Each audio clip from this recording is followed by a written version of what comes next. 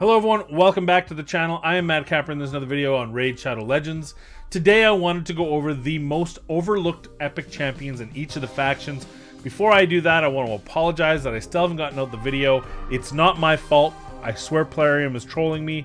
The clan boss needs to be... I'm going to tell you why. I want to let you know in what's going on here. So Ultra Nightmare, you see it's a Force Affinity. Why is that a problem? Because I've done all the other videos, and what I would normally do is I would just go for it. I would just make the video and who cares. But I don't think it's fair to these champions if I'm going to put a video out with them in their weak affinity. The champions I'm waiting to test because you guys asked for them on that last video is Venomage, Dark Cat, K-E-I-E-I-O, Kale. I do have Annex. I already have his video done. And the third one is Delver. I want to be able to give those every opportunity to succeed. Force Affinity is not the way. The reason why I'm not doing it on Spirit Affinity is because of the synergies of these champions. I want them with Chigurh. And in order to do that, or even if I replace Chigurh and also replace my Force Affinity champion Brachus, I need a different stun target, or else it fails on Spirit Affinity. So the safest thing for me to do is to get them on Neutral Affinity with Magic, because I can do any combination of champions with that without any worry about it backfiring on me. And it hasn't been a Magic Affinity for a week. So as soon as I get that, I will fire off those. I will run those 3 keys.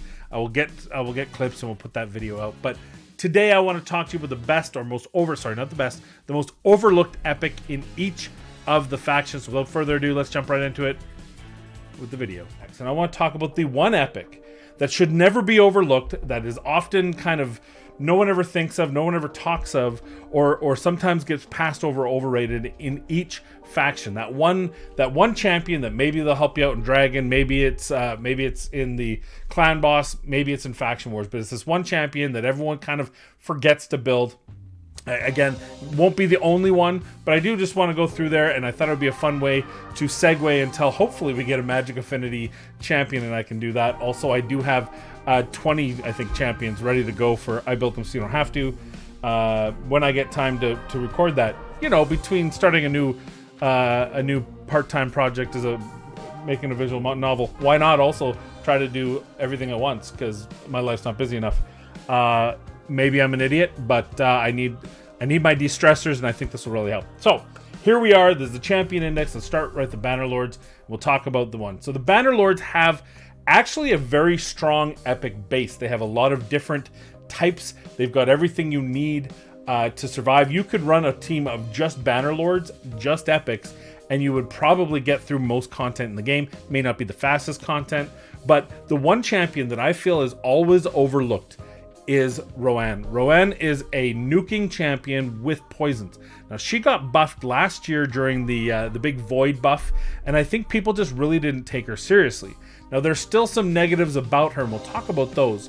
But the reason why I think she's so underrated is because she has that 108 speed. That breaks my mind. That causes little aneurysms in my head. 108 speed from an epic champion that has the kit she does is mind-blowing. How this person is not in more scenarios, and by the way, spoiler alert, we're putting her in one of the comps just to see what she can do. I have to find the right team for her because she has the poison, so I have to switch out her for Chigurh, and then I have to find someone with defense down weaken, just so we apples to apples here. But I honestly think that she is so underrated. She's got great attack skills. She has low defense, so she's a little bit harder to use in standard counterattack teams. She's really stronger when you're using her for some type of unkillable team. But because she has so many poisons, and does so much damage, she hits so hard, and I think people really sleep on her. She's got 4 poisons now at 100% when booked, 3-turn cooldown. She has this here. Now this here, you might think to yourself, well, it's a stun, no good for clan boss, let's lock it out. But no, it's a 3-hitter. So she's a giant slayer beast as well, right? She's hitting 4 times, she's hitting 3 times, she's hitting 1 time, and that's in a rotation, right? So she's hitting 8 times in 3 turns. Beautiful for giant slayer. Tons of extra damage on any boss, not just the big bad clan boss, but those 4 poisons, they're the big boy poisons as well. Think of poison explosion teams in any other scenario. She's really great, and I think people forget about that, especially with that speed. But if you want to use her elsewhere, 3 times at random, sure, but it has a 60% when book chance to land a stun debuff, which means 2 out of the 3 on average are going to be stunned that she hits. That's amazing as well. That's going to be a great addition to your team. Anytime you're getting through waves or you're trying to get through faction wars, you do have to remember her low defense. That's one of the big negatives about her. And then Slash level 1 has a 70% chance of landing a heal reduction debuff for 2 turns. Really good against the Fire Knight. Her kit is really good against the Fire Knight, especially if you're not keeping it open, because those poisons are going to hit. She's got multi-hits on 2 of her 3 abilities, and she's got the heal reduction. All of those work really well against Fire Knight. The one, of course, bad side is her defense is really bad. But again, when your speed's 108, it gives you so many different options. You can put other types of stuff. You don't have to worry so much about trying to get her speed up there, because her base speed's so strong. It's going to be easy to hit that kind of 200 threshold to build out a team, put some extra defense on her, put some extra HP on her, get her to live and still succeed. So highly love this champion. The one drawback is that all these items are on this champion.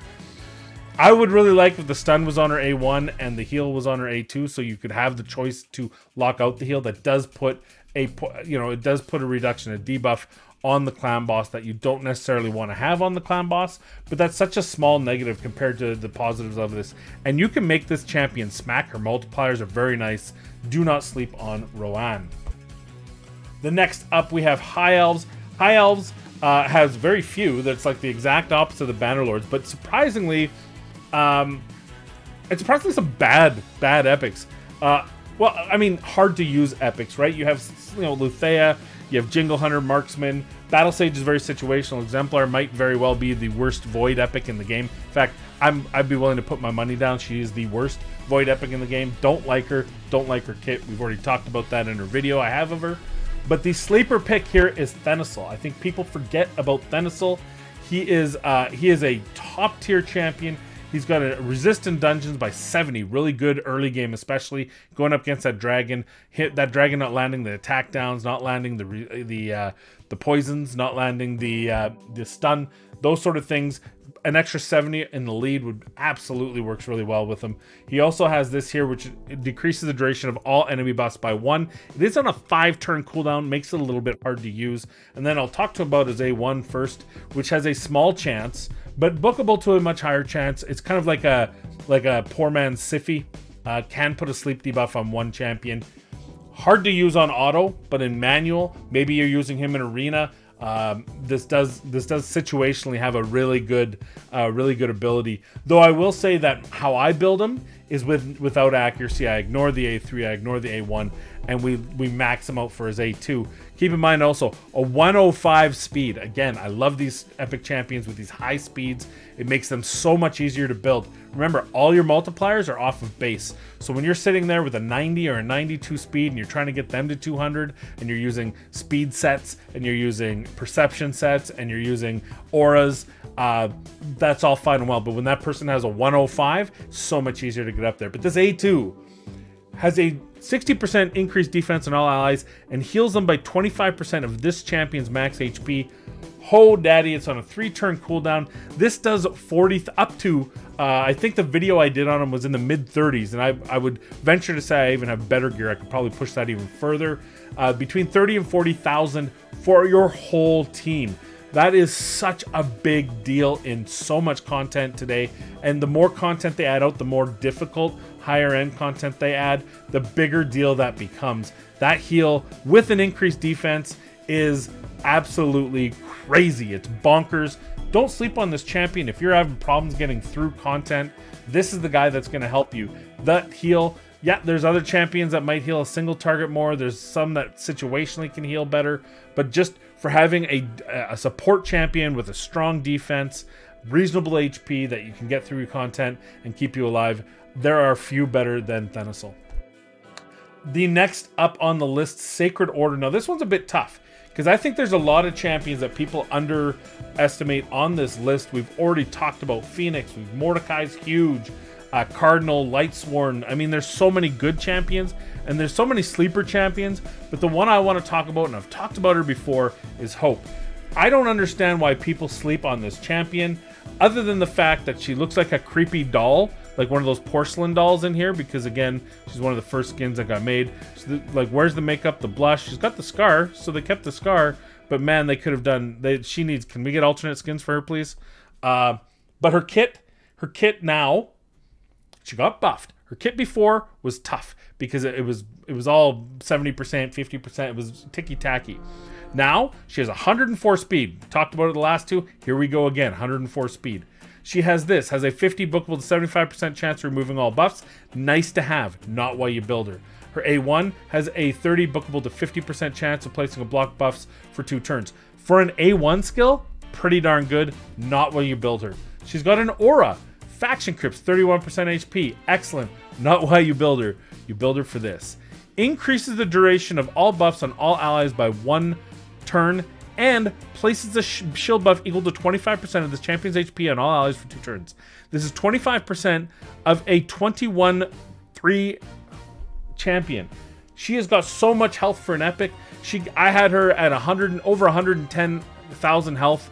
You bring her in, she's knocking that out on a 4-turn cooldown. You can use her in Clan Boss. There's some really cool Clan Boss. You have to bring, because it's a 4-turn, it's not like Goddess. I believe Goddess and Ares on a 3-turn cooldown. So this one, you do bring in 2, like her and Snorting Thug, for example, can pass it off, and you can do some really cool stuffs with her in the Clan Boss. But just even waves, anywhere where you're taking damage, she's giving you 25% of her health. That's about 30,000 damage in shield damage that she's mitigating every 4 turns. You make her fast, 104, very easy to do. Very strong champion, and I think it's one that a lot of people don't think of and probably should, because they're sitting on her account, and she'll absolutely help you get through content. Barbarians. Well, Barbarians is interesting. They've added a lot of champions here, and you know, 3 months ago I would have said maybe Armina. Maybe not enough people are using Armina. But being a newer champion, I think people got a better taste and flavor of what she can and can't do. The one I want to talk about is, at the time, one of my most hated champions. But ever since they added the ability to manipulate when people use what with the AI, Harkin is so underrated. She has an extend buffs that not only extends to everyone, a debuff spread, which I believe there's now 4 in the game, maybe only still 3. I can't remember exactly, but I feel like there's only a small handful of debuff spread champions in the game. But she also extends duration by 2 turns.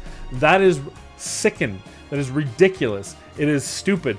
Unfortunately, the one drawback is it doesn't work with Geomancer. Geo doesn't count as his buff. It counts as her buff when she spreads it, which is too bad, or else that would have been absolutely crazy. But nonetheless, the fact that she would never use this in battle, which was such a pain in the butt, but now that you can actually manipulate it, manipulate what she uses first and second, it's very easy to get her to use this. It's such a strong ability.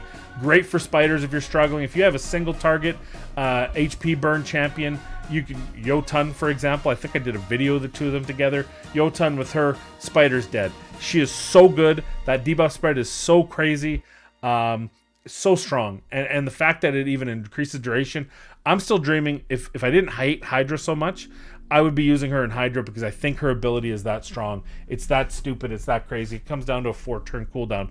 But she also has a weaken. She also has an extra hit on her A1. So overall, great kit. She has a Doom Tower, not as big of a deal. Speed's a little low, HP's a little low, but the attack's pretty nice. I would prefer her to be a defense-based champion or a support champion, because I feel like her doing damage, she's doing a spread, which is more important, in my opinion, than any sort of damage. That's the one drawback. Maybe she'd be too strong if she just lived forever and could debuff spread. I don't know what the thought is, but other than that, I think she's a really good sleeper champion. Ever since they buffed her, I think she's kind of forgotten and shouldn't be. Next up, Ogryn Tribes. So Ogryn Tribes, this is a tough one. I think, honestly, for a sleeper champ, it's really tough to say. I mean, we know about Ugo, we know about Claude, I hope. Siege Hulk, I mean, anytime you have a debuffer, it's strong. Eurogrim, Maneater, Grush is even, you know, he was a login champion, so everyone knows about him. I feel like the sleeper should be a cult brawler, because people don't talk about him. They've forgotten about him, and he is such a strong poison champion. he is such a strong poison champion. I think people tend to forget about him now, like in the old days. But the sleeper champion I'm going to talk about is Shatterbones. We did a video on him. I was absolutely pleasantly shocked on how good this guy performs. He looks like a poor man's man-eater. But here's the deal. He has a decreased speed on a 5-turn cooldown and fills a turn meter of all allies by 25%. He attacks all enemies 3 times, has a 50% chance to decrease bookable to 75 by 30%. And then he also has an increased attack. Now, I know this is the baby increased attack. This is the baby decreased speed. But honestly, both of those are enough to disrupt things, which help you. And a baby attack up is better than no attack up. It still makes you hit harder. So overall, a great kit from this champion. Again, I say this the same as the other one. His HP and his defense are a little low, which makes it tough. But I will say this guy hits shockingly well. If you watch my video on the I Built Them series, you'll see that Shatterbones actually hits pretty darn strong. So if you have him and you're looking for something to solve, you've got a turn meter control champion who actually hits for some pretty good numbers. Shatterbones is your guy. Next up, we have the Lizardmen. No one. That's who. No, I hate Lizardmen generally, but there is one champion who used to be God tier and I think is forgotten, long forgotten, and that's Jareg. But what you have to understand about this champion, so the problem with him is he's based on attack. He's an HP champion. He's only got one ability. It puts a decreased attack at 50% chance when booked. 60% chance when booked. Was a clan boss stalwart, but since then has kind of fallen by the wayside. But he has 23,460 HP. Shield set? Maybe? Anyone? Nothing going? Guardian set? Any sort of damage mitigator? The guy's got an ally protection with an increased defense on a 4-turn cooldown. If there's content you're struggling with and you have a Jareg and you put him in a shield set or a guardian set and you give him, if we can get hope to 110, remember they're multipliers, not additives, so you're probably looking at 120,000 HP in a shield set, and then on top of it, he's got ally protect, and you put him in a guardian set, so he's reducing even more damage. This guy is so underrated now. I understand why he's underrated. He's lost in the shuffle because Clan Boss is no longer run the way it used to be, and I think that's what pushed him out of the way. But if you've ever fought the secret dungeon against Dreg, you understand what this guy can do. He just makes everything so painful to deal with. And I think he's probably very good in the early mid game for 3v3 on a defense team. I would even venture to try him on any defense team. I'd be scared to see what a platinum level player can do with this guy. Though obviously once you get into places where people have higher and higher accuracies and have strip champions, that side of things lose it a bit. But in the PvE side, again, I say this again, so many people are trying to do speed runs. They're trying to run before they walk. If you are struggling with a dungeon, these are the champions you bring in. This guy's got an attack down. Great. You put him up against the dragon, he puts an attack down on the dragon, and then he mitigates all the damage the dragon puts on you. It seems it's a match made in heaven. He's got tons of HP. He'll last forever. And he's, by the way, has a 33% aura in all battles for HP, which is even crazier. He just adds it, all battles, just another 33%. You need your problem with the Doom Tower Wave, bring in Drag. Problem with Faction Wars, bring in Drag. Problem with your relationship, go see a counselor or just stop being a dick, guys. I mean, it's Drag. It's not a miracle worker. Next up, Skinwalkers.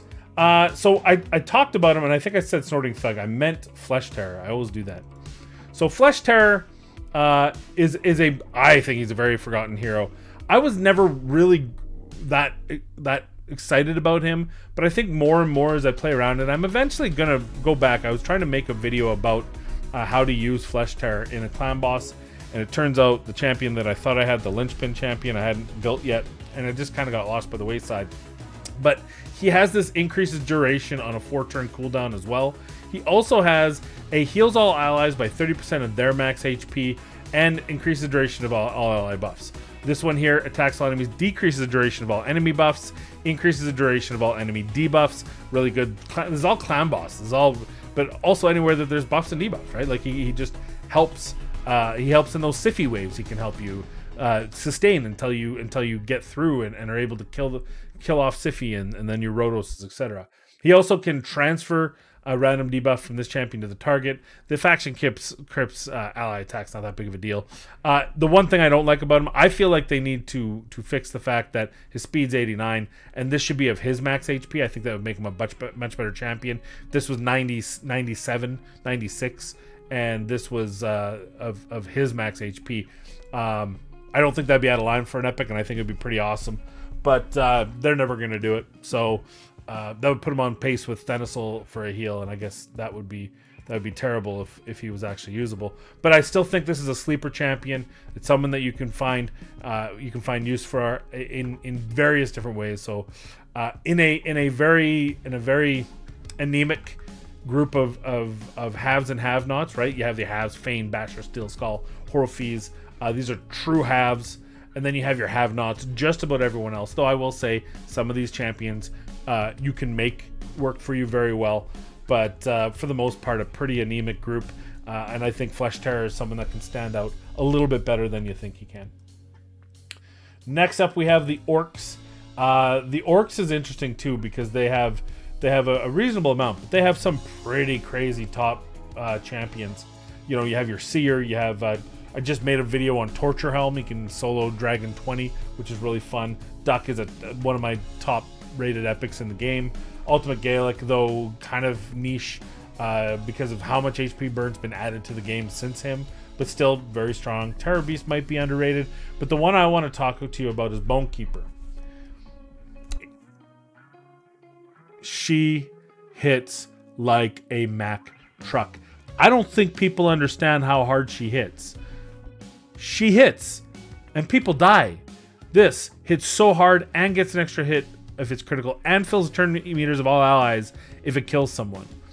This, 50% extra crit damage. Mind-blowing. Add that to someone who, for example, does an extra 30% crit damage, you know, like a Farkin the Fat with her. It is obscene, the paired damage the two can do. And the reason that makes it even better is their A1 has a 75% chance of landing a decreased defense. Which, yeah, in a single moment means it's a 25% chance to fail. But over time with an ally protect or a counterattack means it's probably going to be up 100% of the time. Top champion damage, it is all single target, which is the knock on her. But I promise you, if you are looking and you're having problems just hitting someone, you would be shocked and amazed to see the amount of damage that she can do in a single hit. And spoiler alert, no, not spoiler, a hint, stay tuned, because you might just see how hard she can hit soon. That's a spoiler. All right, after Orcs, we have the Demon Spawn. The Demon Spawn has some really S tier champions in it. It also has some F tier champions in it. But I think if we're going to talk, we have to talk about probably the darkest of dark horses, the most forgotten of lovable creatures, and that's Scion. I think, just kidding. He's awful. It's embarrassing. It's freaking embarrassing. There's actually a lot of dark horse champions in here. I was going to talk about Gorlos because he isn't a defense down champion. I think people forget. But I'm going to talk about Tanix because I don't know if everyone knows what she can do. I think a lot of people have seen what she can do. But she was the linchpin in anyone who didn't have Duchess trying to get past Faction Wars. So her kit seems kind of whatever, but the reality is she's a support champion with 100 speed. She has this, which decreases the damage all allies receive by 5%. This champion receives the damage instead. Only one champion with this skill can do that. Faction Crips 30%, right? We're talking about Faction Wars especially. But she has this. She attacks one enemy and then has a 50 bookable to 100% chance of placing a decreased speed on the target for 2 turns, and then it's 100% on all enemies if this attack is critical. This is huge because this stops the enemy from going. This allows you to get extra turns, and that especially in Faction Wars 21, she is just, I don't know how anyone does it without her until they get Duchess. I didn't have Duchess. Absolutely, she's the reason why I was able to beat it. She also has this, which heals all allies by 3% of this champion's HP with each hit. on targets under the decreased speed debuff. So overall, she has a kit that synergizes. The 3% is probably a little low, but it's still 2,000. It ends up being about 2,000 heal, 3,000 heal maybe. So and she has 17k HP, so you can get good health out of her. I think putting her in any type of regen set's really good because she's mitigating some damage. So for her to heal that back up on herself every turn, really good. You put her in a regen set, you put her in your Faction Wars team, and she's just absolutely makes that team so much easier to control and get through the final wave, the stupid wave, and then of course the boss. So Tanix Hate Flower, don't sleep on her. In case you didn't know, she's pretty good Faction Wars specialist.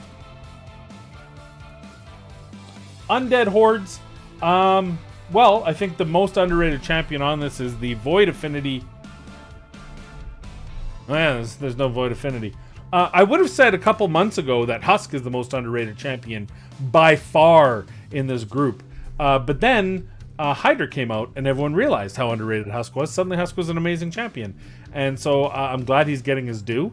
I've known it for a really long time that the guy can be really good. I'm glad the rest of you have learned it as well. So my underrated champion is Hexia. I don't think people have really taken a look. And hey, this one probably has a couple. I mean, if you don't know how good Mausoleum Mage is, Zealotah can be really good. People tell me Lich can be good, though I won't believe it. I still think he's trash. No, Catacomb Counselor is actually an ally attack champion, though it's one less person than the others. So it's still kind of he's a nice to have. But I just think Hexia hits so hard when she's under debuffs that I think people forget. She is maybe Turvold, but I have to say, from what I've experienced, outside of enemy max HP champions, or champions that deal damage based on a boss, right, type of thing, like when Ninja hits with his HP burn explosions, or the explosions on Spider. Just for any hit, anywhere, anytime, Hexia can potentially be the hardest, maybe the second hardest hitting champion in the game. She hits more based on having debuffs on herself. Gerptuck and her pair really well together. But here it is. Heals this champion by 15% of the damage inflicted. The heal increases by 10 for each debuff on this champion, and places an increased speed on herself for 2 turns. And then here, this is the big one. Attacks one enemy, grants an extra turn, and places an increased attack if this kills an enemy. Damage increases by 7.5% on each debuff on this champion, stacks up to 30. She's got 1564 attack. She's got really good multipliers, and with that extra damage, it's pretty obscene how much damage she can do. And then if that weren't enough, she also has a 40% chance of placing the big boy decreased defense, and that increases by 20% for each debuff placed on this champion, which means you can have her always with 3 debuffs and always land this decreased defense, which is a 100% uptime if you need it to be. So overall, an amazing kit on a champion that I think is very underrated and probably often forgotten. Next up, we have the Dark Elves. Dark Elves, gosh, I want to say, like, if I say anyone I say, people are going to be like, "Whoa, that's not underrated. Everyone knows about her." But I want to say, I was going to say Spider or Fangclark, but there are some very glaring problems with each of their abilities that I don't really like. And with Rion now in the mix, I feel like I'm not a fan of. I think Caden's better than Fangclark, and I think Rand's better than Spider. I believe I have those right. I want to talk about Lua, because I think she's kind of forgotten about how much damage she can do. And she has an ability that that decreases turn meter by 100%. People forget that. It's a 4-turn cooldown. And it also ignores shield and block damage. So, Sandlash Survivor. Sandlash who? Oh, Sandlash did not survive. She hits so hard. She's got high attack. Her damage is ridiculous. But it's not only that. She attacks all enemies 3 times, and every critical heals this champion by 2.5%, 3-turn cooldown. And she even has this: attacks one enemy, deals 50% of the inflicted damage to all enemies if this attack is critical. She hits really hard. She's really strong. I think she's very underrated. The problem is there are a lot of nukers in this game. It's not a problem. It's great for us, but it's bad for her. There are so many available nukers in this game that I feel like she gets lost by the wayside. I feel like people tend to forget about how good this champion is because there are so many options now, and typically you end up pulling a legendary that does the damage. Maybe you got ninja free. You got a champion that's just better at damage than her. But if you are complaining about damage, especially arena damage, because I think that's where she really excels. If you're complaining about arena damage because you don't have a nuker and you're sitting on Lua, you're doing it wrong. Build her out, and she's gonna delete teams for you. Is she Trunda? No. Is she Magnar? No. But I think in the epic scale of things, I think she's still up there in the amount of damage she can do, and it's unfortunate that she gets so forgotten. Also, Faction Wars, same thing. If you need the damage, Dark Elves is a bully. It's a bully Faction Wars. It means you just want to do damage. If you have Sylar, you can turn meter control and just nuke the piss out of them. I happen to no longer use her anymore, though I did for a very long time, because I have both Ray and Foley at +4. That makes. What do you do, right? They can't. You kill them, right? But if you don't have that, then really your AoE damage in this group is somewhat limited, and it makes this so much more difficult. Sylar, Lua together is crazy. You add someone like Rion or even Spider, any type of debuffer, and it's pretty much an automatic win. Madame Saris, obviously. Luria would be the other one I'd pair with Lua for a really good nuking strategy, but don't forget about her, because I think she does way more damage than people realize, because she's kind of lost in this nuker shuffle. Next up, Knight's Revenant. Knight's Revenant has gone through an overhaul. It's gone it's gotten some really strong champions after initial release that have changed this faction, though didn't necessarily make it easier for Faction Wars, but just in general purpose. I mean, you think a Sepulchre Sentinel was added, Miscreated Monster, Rector Drath, even Thylesia is really good. I believe Kitus also got a buff and makes him situationally usable. And then, of course, you have Sinesha Skullcrown, which have been mainstays for a while. But the one I want to talk about, and think he's probably underrated, is Pitiless One. Now, he is hard to keep alive, and you hear that all the time from epics. But he's got this here, which each critical hit heals this champion by 15% of the damage inflicted. And then he's got this, which each critical hit boosts this champion's turn meter by 15%. If you play it right against waves, this guy gets extra turns all the time.